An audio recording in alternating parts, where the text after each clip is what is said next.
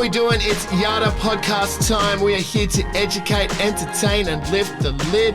My name is Russ, and on the left, I got my boy Aldo Sam. On the right, I've got Mr. Charles Liddell. And I think we're going to go places. Personally, I'm really excited. It's another Yatta podcast. Keep it locked.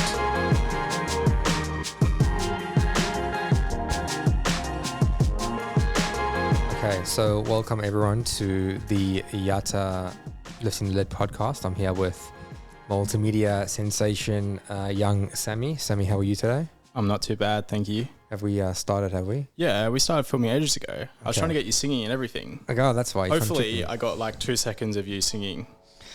Oh, That's like the intro music. We'll make you cut it out. No, this is the intro music. It's too late.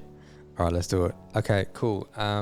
So today we're doing a bit of a test podcast. The podcast room is getting set up. As you can see, there's wires everywhere. There's some new yellow chairs, and Charles is currently away, sitting on a beach in France, being lazy. Got the sign. Oh yeah, we got the sign. The main thing. The sign is in. And yeah, there's some exciting things happening. That will be hung up though. It's not going to be on the floor. Yeah, we're going to hang that up, and we're going to get some soundproofing in here. We're going to get rid of all the wires. We're going to get some booms for the mics, and some background. We've got this cool feature wall being put in as well. So we want to kind of make this podcast room kind of cool and funky, you know? Yeah. All right, so what's happening in the market at the moment? Don't be chewing into the mic, Sam. I can hear you chewing. I've got a strep, so I'm going to lose my throat. I'm going to lose my voice in a sec. Yeah, well, it's fine. Just don't talk. You can just listen. Okay, so no, I'm joking. Yeah, so in the market at the moment, it's crazy out there. We're getting a lot of inquiries, and essentially, what's happening at the moment is I'm finding a lot of clients tell me that there is a what? I've got the mic away. It's right. Oh, no, it's fine. I can just chewing it. I'm like crunching it. No, I was talking to the camera, but I thought I'd talk to you as well. So I'll give just don't want to look at me. You can't bear me. I'll give you the love and the camera the love at the same time. Yeah, so at the moment, it's interesting because I get a lot of clients telling me at the moment, oh, it's too expensive, and it's, you know, I'm scared about building and all that sort of stuff. And I always tell my clients, look, you're not wrong. It's probably the worst time that I've seen in the past 12 years to build. Honestly, you know, like, and obviously, Sam, I'll talk to you a little bit as a, you know, if you came to see me and you wanted to build a house, like you're 19, right? Can I just interrupt? Yeah. Because it's funny because I haven't really thought about building, like, I haven't necessarily like road mapped it out because, yeah, as you said, I'm 19, turning 20 in a few months. So I'm kind of starting to think about, you know, kind of getting out and getting into my my own home. Now I've kind of thought about it in bits, but as I kind of just said, I haven't like road mapped it out and been like, I'm going to do this and this and this and this. Yeah. To be honest, my kind of immediate plan was just to kind of like save up. So just kind of like, you know, whilst I'm young, you know, I'm not having to like pay taxes or anything just yet. So it's kind of... You still pay, I pay your taxes for you. You still pay taxes. Like at home. Taxes? Yeah. My parents do that. No, well, I mean, when I pay you salary, we take your tax. Oh, we take your tax out of course. Yeah, of course. But like what I'm trying to say is there's like not these responsibilities that I'm just going to have just yet. Okay. Hopefully my parents don't listen and they're like, Okay, so listen here. I'm going to talk to you as if you're a first-time buyer, which you are. So I've got questions. Okay, good. So let's look at it like this, right? So you're working full-time, essentially, right? Young, 19. Mm-hmm. I don't think there's ever been a better time to get started. You know, ultimately, the longer you wait, the more expensive it's going to get. So as an example, I get clients coming to me and saying, I'm going to wait till it gets cheaper. The most stupid thing I've ever heard, because especially when builders get used to margins. Suppliers get used to price increases. They don't bring them back. You know, prices stay the same essentially, right? So yes, there's a fluctuation in the market, and you know, prices have established up and down, and building as well to some degree. But ultimately, you know, people get used to the new normal, right? And essentially, prices will start getting more expensive. We have a housing shortage in Perth at the moment as well. So 22,500 houses short. They need these houses in the next 4 years, and there's high demand, low supply. So the longer people wait, the more expensive it's going to get. It's simple as that, you know. So here's my question for you, because kind of, as I said, looking just to save, and kind of the idea was, okay, maybe look to be moved out in kind of the next 2 years. So like kind of like when I'm 21, that's kind of, but that's the goal. Yeah. So my question for you is, so say if that's my goal, but the thing is, it's sounding like kind of waiting and kind of holding back is probably the, you know, not the ideal thing to do, because of kind of like what we've seen. So for people like myself who are kind of looking at mapping this out, for, you know, the next few years, what would you say? Look, no one's got a crystal ball. We can't predict what's going to happen with the market. You know, look what's happening with crypto and stocks at the moment. They're getting absolutely smashed. You know, so what did happen with crypto? Because I saw something that you put up. It's getting smashed at the moment. Like, you know, everyone's crypto portfolios is more than halved, you know, at the moment from what it was, you know, 6-7 months ago, you know, so, or from last year, from the all-time high in November. But anyway, no one's got a crystal ball. But like the scary thing as well is interest rates are rising, right? So the thing is, the longer you wait, the more expensive it's going to get with interest rates as well. But the other thing is, if you go and get a rental now, so you're living at home with mom and dad, which is good, but say now you and your girlfriend want to move out or whatever, you want to move out and have your independence, to say you're 21 and you want to get a rental, those interest rate costs are going to get passed on to you in terms of rent anyway. You know, for example, like if interest rates go up and house owners, if their mortgages go up, they're going to pass those costs on to renters anyway. So you're going to be paying more in rent. So that argument there is redundant. Interest rate rises have nothing to do with, you know, you're not getting to the market soon. So in your situation, what I would do in mapping out, it's going to take anywhere from 10 to 12 months to build, right? So with a good builder, you know, with us especially as well. So if you pick the wrong builder, you're waiting 2 to 3 years, right? So in your situation, I would suggest getting started in terms of saving a deposit. You know, you can go through low deposit options as well. So, because I'm not very financy, deposits like savings, isn't it? Yeah, correct. So, I mean, there's a couple of options. You can go through a low deposit lender like Keystart as an example, which is a government-backed, essentially, lender. It's only available in Western Australia. Essentially, they take 1% deposit. It's 2%, but you only have to hand over 1% deposit, right? So if you build for $400,000, you need $4,000. That's all you need, right? In terms of handing over, in terms of deposit, if you're a first home buyer. Now, with the first home buyer scheme, you need 2%, but you get access to low interest rates. So if you're a citizen, by the way, this is not financial advice. It's just giving my interpretation of the policies at the moment. But first home buyer scheme, 2% deposit, no LMI, no lender's mortgage insurance, you can get into the market pretty quick. So if you want to build something for $450 in Mayella, as an example, which you like in Joondalup there, we can do that for you. You know, so it's not a hard situation. You know, there's never been a better time to get into the market. You know, and it's exciting because, you know, building your first home needs to be exciting. You know, and unfortunately, over the years with COVID and delays and price rises, look, let me give you an example, right? I can't name the builder. I helped a few friends out with homes when the grants were taking off, right? So when the grants were happening, everyone was like, I want to get the grant. So I helped them out, and I was with the builder at the time, and we started getting them through the system. So long story short, they got the grants, they're happy. Now my clients are midway through construction, right? And they're getting price rises. We actually filmed our first podcast and we were kind of nervous and all this sort of stuff. And I know it was me and Charles sitting there, and Charles was like, no, we can't post this. And I'm like, when I listened to it back, I realized why. And it was because we were bagging builders, and we didn't want to come across bagging builders because we don't want to be negative in the industry. But there's things happening at the moment that need to be spoken about. And certain builders are bullying clients with price rises at the moment. And I understand price rises are necessary, but the communication needs to be there at the start. As an example, if I am dealing with a client now and they have a block that's titling in November, I say to the client, look, I can sign you up on a house and land package now. The price of the land won't increase, thank God. Well, we hope so. We've never seen it happen before, but there's many things I haven't seen happen that have happened recently, like the price rise during construction's happened. I've never seen that before. COVID.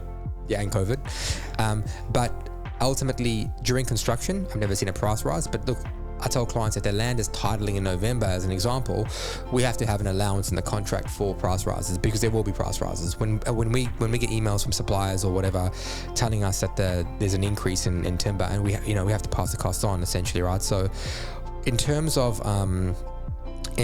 that, it's the communication that's important. Okay, so it's like, let's factor it in. Let's not overcapitalize at the start, right?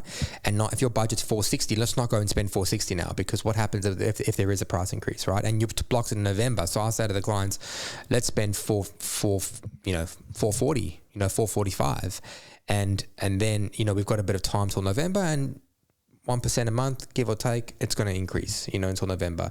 Then once we're ready in November, if we're ready to go and we apply to get the building permit and stuff, at that stage, there's no more price rises. We can probably give that guarantee, at that stage, because it's safe to say. And at the end of the day, if there's a price rise, then someone's got to wear it, So I think clients need some protection, and I'm working on some things. I've got a new relationship to announce soon with our building partners. So at the moment, our registered builder who builds our Yatta Homes is Rob Spadaccini, right? So from Spadaccini Homes, they build fantastic homes. Yatta Homes is not a building broker; we're a building brand, and we've chosen our builders to build our homes for us very, very carefully.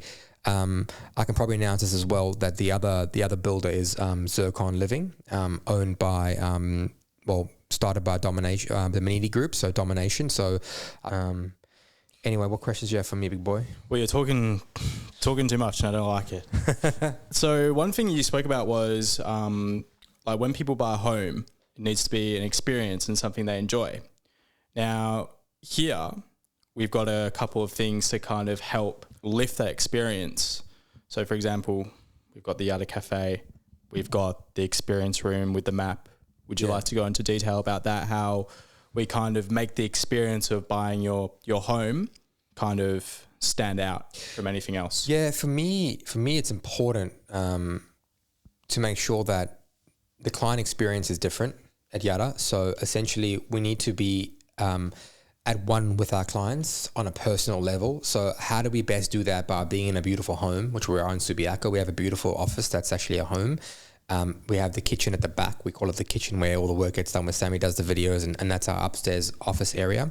The front of house is ultimately designed to make clients feel comfortable, from the furniture I've chosen to the tables to the scent in the office, to everything we've done.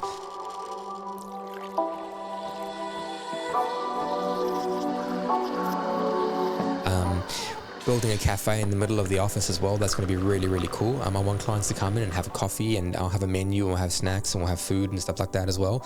And we want to sit down and really, have a coffee with the clients, get to know them and what they want, Then from there, we take them to the meeting room, figure out what they want to do with finance. We're not figure out what they want to do, we figure out what they can do. And then we have an experience room, which I don't want to say too much about now, because I don't want people copying us. We have a big map on the wall, that's just some of it, but we really want to give clients a different experience in that room as well, and transcend them into the home buying experience in a different way, because building needs to be fun. And ultimately, if you go to a builder and you feel like you're in a doctor's office, boring. Yeah. On the cafe, you were here this morning. What was going on? Must have been at like 6 a.m. Yeah. We had a guy called Matt from Matt's Cat. He was a really good guy. Matt's Cats. Yeah, Matt's Cats. Yeah. Tell you what, I was looking at tagging him in, like we did some posts, and I was looking at tagging him, and got a couple of interesting profiles came up. Yeah? What do you mean? Matt's Cats. Anyway, besides the point. Yeah, fair enough. So anyway, they were here really early in the morning, and they were getting, right down to work with basically making the front of our house. They were just doing all the prep work. Yeah. So making the front of our house kind of looking like real sexy, real good for the future. So basically getting the diggers out and and starting all the prep. Ready for the guys to dress it up. The people some context. So I'm doing the landscaping at the front of the office, which is going to be really cool when I've got our signage up. The people that are doing the landscaping in the front are going to do... So you're doing the landscaping, you're getting your hands dirty, are you? I'm getting the people to do the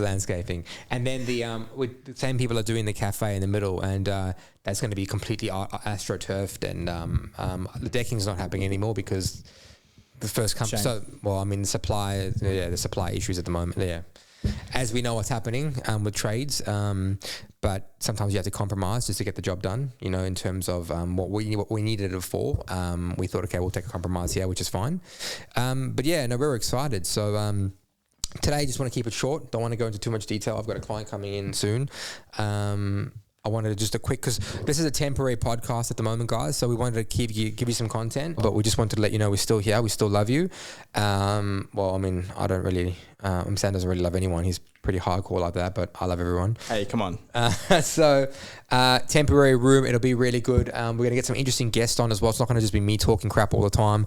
We got some suppliers we want to talk to. We got some real estate agents. We got some valuers. We got some people from the council as well, and we got some people in NFTs, crypto. Like, we want to have a bit of fun with it, as well. We don't want to talk about property.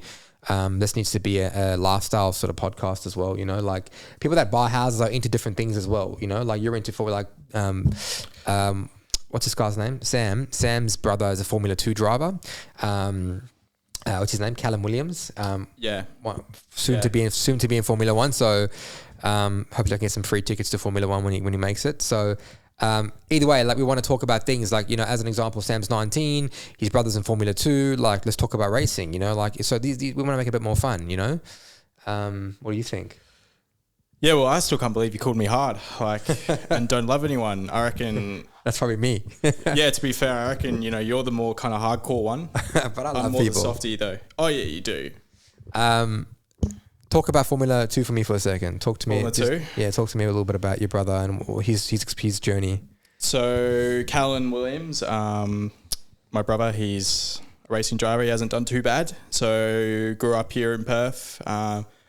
Started off go-karting, then kind of got himself into like Formula 4, kind of doing all the national stuff here. Basically won it all in his first year. So he won the championship here. Then he was fortunate enough to get a gig over in Europe with a British team. So basically, for context, if you want to make it to Formula 1, no matter what part of the world you come from, Europe's the place. That's where all the major competitions are.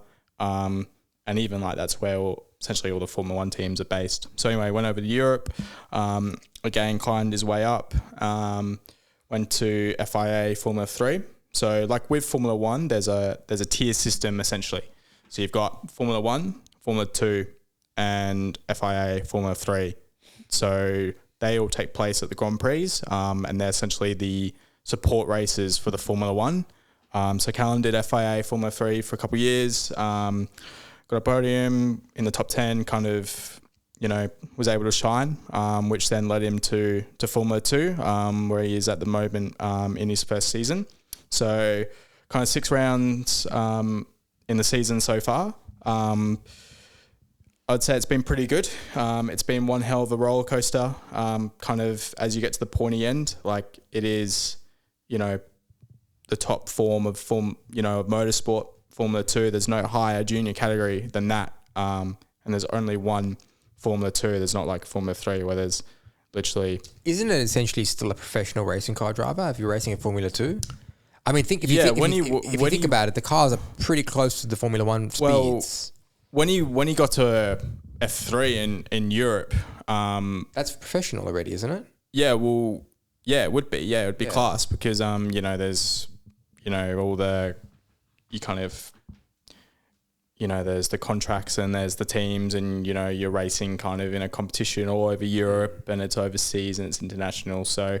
Yeah, I'd very much televised as well, so it's definitely a professional. Yeah. So Formula 2 is televised on like Fox and on Sky. Yeah. So very much kind of brought out to the world. I think in 2020 had. Don't quote me on this. I think it was. Don't quote him, guys. 40 million. Yeah. Global viewers and going up 20%. Netflix should do a Formula 2 series. Well, Formula 1 do a Formula 2 series like Drive to Survive. Yeah, I know, but Netflix should do one for Formula 2. Why not? Well, they should just get the Formula 2 doco and chuck it on Netflix. Yeah, why not? No, it's interesting. It was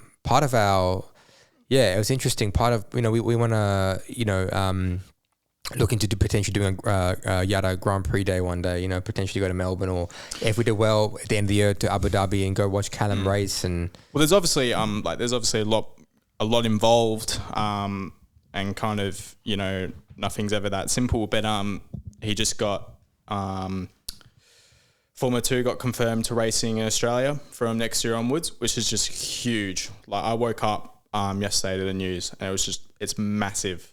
Like So is there an extra huge race in Formula 2 or that's supplemented a different race? I would be surprised if they have an extra race. They'll do 15 rounds. Probably what will happen is it will be subbed into like one of the 14 or potentially another round. So they'll take replaced. take off like Budapest as an example and put in like Australia instead. Well, we'll only find that out until once Formula One like if your brother's announces still racing Formula 2, calendar. he might be in Formula 1.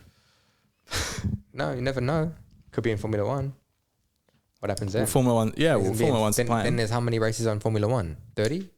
It's 21. 21. Then you get to see him race 21 times. Dangerous sport, you know. So, it's pretty marvelous. Oh, it's an emotional roller coaster watching it. And your parents must be super proud, and so must you.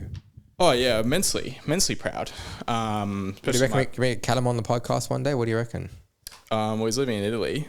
Can you dial him in one day? We've got to give the viewers something to. They can't only hear me and you talk. We've got to get some other interesting. Yeah, things. they got to get someone exciting on it. Chat to Callum. See if he wants to. Once we get the room set up, we'll get his take. Dial him in, get his take on what it's actually really like to race in Formula 2. Like, it'd be interesting, you know. Let's see if the guys actually want to hear that, you know. So put a little poll out. Yeah. And see if people want to hear it. Maybe check with your dad. He's an easy manager. Maybe he can't just go on some podcast. There's a lot of kind of things that, you know, happen and a lot of management and Who's his manager? Is your dad his manager? So he's got someone called Mick Kouros, who's his like driver manager. Yeah. So I believe he worked in Formula 1 before, and then so he does all the driver management, driver coaching essentially, and then dad manages all kind of like the finances and the politics. Yeah. So there's a lot that happens. We should just start doing a Formula 2 podcast, get your brother in, and then your brother to get Daniel Ricciardo in, and then we'll get Daniel Ricciardo to get Lewis Hamilton. Daniel Ricciardo's not in Formula 2 though. He's in Formula 1. No, my brother probably knows him. So we'll just get... Well, I've met him. Well, yeah, we'll just get our way up a little bit. Yeah, networking. We'll network up. But one thing to finish, you're looking forward to Montreal? Yeah. Have you seen the weather? No. Chucking it down. Is it really? Absolutely pissing it down. So, really? Yeah, I checked this morning. Wait, on next weekend when it's on? No, this weekend. Wasn't there Formula 1 last weekend? Yeah, Baku. So it's only a week break and they're straight onto it? Not even that. Like, they literally, they would have left Baku on Monday and gone straight to Canada.